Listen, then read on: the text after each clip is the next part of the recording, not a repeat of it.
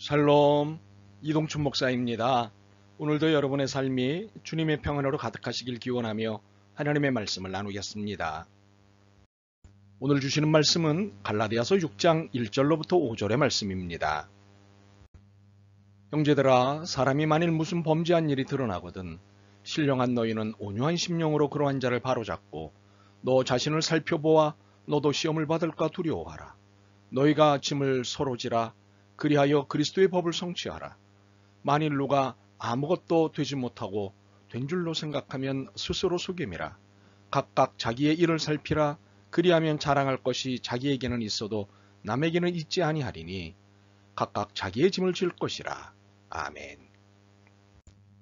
갈라디아서 6장 1절로부터 5절 말씀을 본문으로 살핌과 짐이라고 하는 제목으로 말씀을 나누도록 하겠습니다. 일상의 평화를 원하는 것은 모두의 소원입니다. 그런데 일상의 평화는 늘 지속되지 않습니다. 빈번하게 깨집니다. 사정에 따라 다르겠지만 평화보다 공포와 불안이 훨씬 긴 것 같습니다. 왜 그럴까요? 여러 이유가 있을 것입니다. 그런데 우리는 이것보다 더 관심을 가져야 할 것이 있습니다.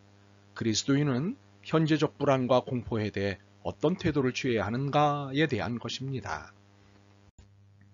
공포와 불안을 조장하는 사건이나 사람을 만났을 때 일반적으로 나타나는 태도는 크게 두 가지입니다. 하나는 탓이고 다른 하나는 반성입니다.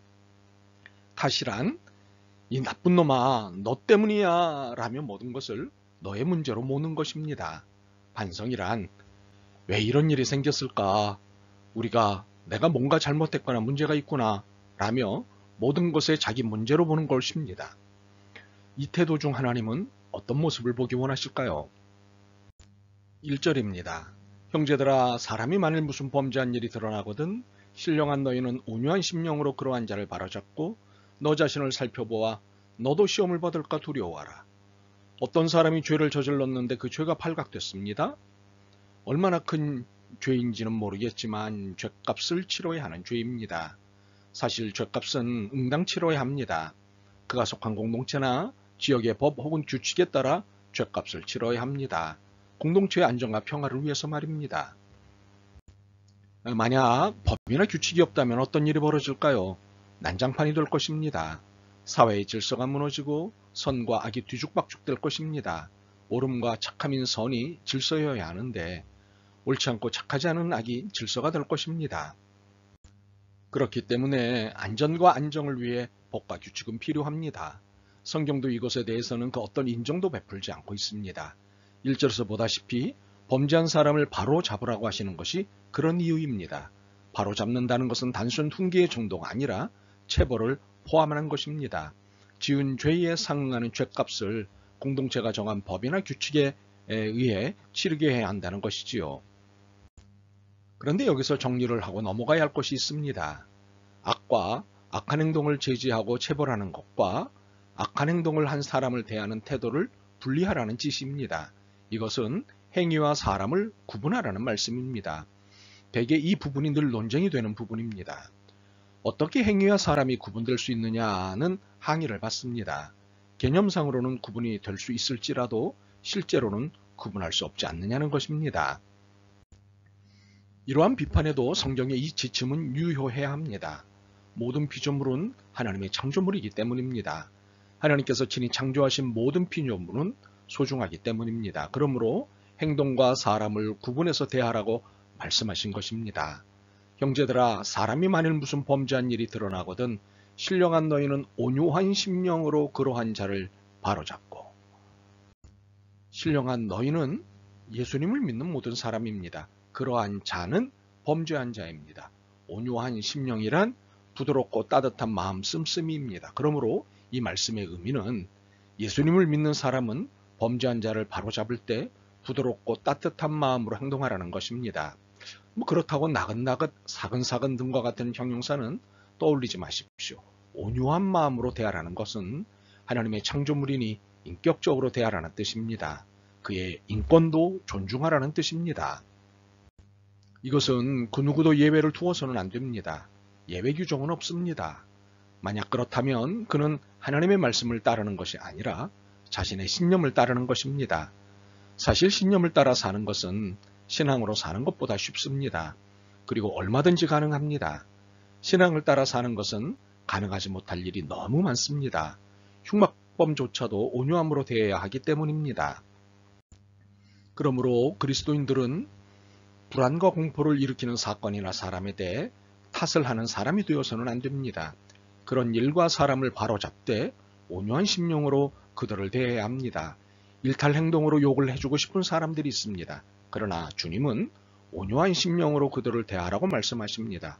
누가 됐든 말입니다. 그런데 그렇게 말씀을 하시면서 오히려 우리들에게 매우 귀찮은 주문을 하십니다. 1절입니다. 형제들아, 사람이 만일 무슨 범죄한 일이 드러나거든 신령한 너희는 온유한 심령으로 그러한 자를 바로잡고 너 자신을 살펴보아 너도 시험을 받을까 두려워하라. 어떤 주문이십니까? 너 자신을 살펴보아 너도 시험을 받을까 두려워하라. 자신을 살펴보라는 말씀입니다. 나는 과연 어떤가? 나는 이들과 같은가 다른가? 등을 질문하며 자신을 반성하라는 것입니다. 그렇다면 왜 이러한 반성을 요구하시는 것일까요? 우리를 보호하고 싶으시기 때문입니다. 너도 시험을 받을까 두려워하라. 인간은 누구도 예외 없이 이런 시험, 유혹에 빠질 수 있는 가능성이 있기 때문입니다. 그래서 우리를 보호하고 싶으셔서 이런 귀찮은 주문을 하시는 것입니다. 너 자신을 살펴보아라. 그런데 주님은 그냥 지나치지 않으시고 우리에게 뼈 때리는 말씀을 하십니다. 4절입니다. 각각 자기의 일을 살피라. 그리하면 자랑할 것이 자기에게는 있어도 남에게는 있지 아니하리니. 언뜻 읽으면 헷갈립니다. 자신에게는 자랑할 거리가 있는데 다른 사람들은 자랑할 거리가 없다는 말씀으로 읽힙니다. 일종의 잘난 체로 읽힙니다. 새 번역으로 읽겠습니다. 각 사람은 자기 일을 살펴보십시오. 그러면 자기에게는 자랑거리가 있더라도 남에게까지 자랑할 것은 없을 것입니다. 이 말씀의 의미가 무엇일까요? 우리가 갖고 있는 비교 의식에 대해 일침을 놓고 싶으신 것입니다. 특히 우월 의식에 대해 냉정하게 평가하고 싶으신 것입니다.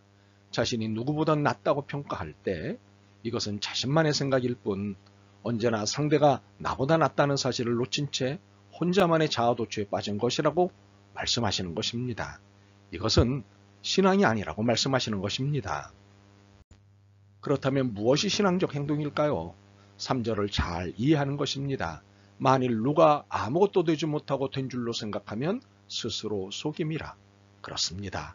신앙적 행동이란 자신의 부족함을 정직하게 인정하는 것입니다. 혹시 스스로에게는 대견하게 여길 수 있는 노력과 결과가 있을지라도 그것이 누구에게도 자랑할 것은 아니라는 겸손한 태도가 신앙적 행동입니다. 그렇다고 이러한 겸손한 태도를 살고 있음을 누군가에게 자랑해서는 안 됩니다. 그러는 순간 신앙적 태도에서 멀어지게 됩니다. 나처럼 겸손하게 살아야지 라고 말하고 이를 자랑한다면 그는 이미 겸손에서 벗어난 것이기 때문입니다. 겸손은 자랑을 배제하는 것입니다. 오른손이 하는 일을 왼손이 모르게 하는 것입니다. 각각 자기의 짐을 질 것이라. 겸손도 일종의 자기 책무입니다. 상대에게 건방지게 보이지 않는 것, 상대에게 비방의 대상이 되지 않는 것, 상대를 불편하게 하지 않는 것 등은 모두 겸손과 관련됩니다. 이것을 살아내야 하는 것입니다. 살아낸다는 것은 책무, 책임과 의무입니다. 선택의 여지가 없습니다. 반드시 그렇게 살아야 합니다. 그래서 5절이 자기의 짐이라고 표현하는 것입니다. 그런데 그리스도인인 우리는 자기 짐을 지는 것과 함께 또 하나의 짐을 짊어져야 합니다. 2절입니다. 너희가 짐을 서로 지라. 그리하여 그리스도의 법을 성취하라. 무슨 짐입니까? 상대의 짐을 짊어지는 것입니다. 상대가 짊어지고 있는 짐을 내가 짊어져야 하는 것입니다. 그런데 상대도 내 짐을 짊어져야 합니다. 나만 짊어지는 것이 아닙니다. 왜 그럴까요? 너희가 짐을 서로 지라고 하셨기 때문입니다. 그러니 이는 공평한 말씀입니다. 그러나 여기서부터 신앙의 유무 또는 신앙의 깊이를 드러내는 일이 생깁니다. 그것은 내 짐보다 상대의 짐이 더 클 때입니다. 내 짐은 가벼운데 상대의 짐은 무거운 짐일 때 이 상황은 무척 억울한 상황인 것입니다. 그렇지 않겠습니까? 바로 여기서 신앙의 유무와 깊이가 확인됩니다. 상대의 짐의 무게와 내 짐의 무게를 비교하는 행위로 확인됩니다. 비교해서는 안 되기 때문입니다. 비교할 수도 있겠지만 비교가 불평으로 이어진다면 이는 문제가 됩니다. 이유가 무엇일까요? 서로 짐을 지는 이유, 상대의 짐을 지는 이유가 그리스도의 법을 성취하는 것이기 때문입니다. 그리스도의 법은 무엇입니까?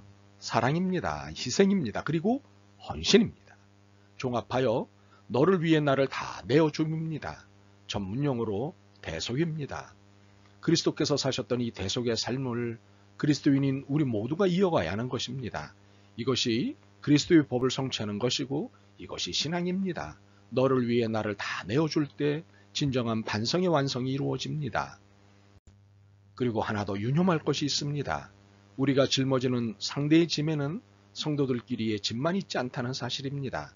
그리스도를 믿지 않는 이웃, 심지어 그리스도를 반대하거나 탄압하는 이웃의 짐도 있습니다. 이 짐들도 짊어져야 합니다. 선별적 짊어지기가 아닙니다.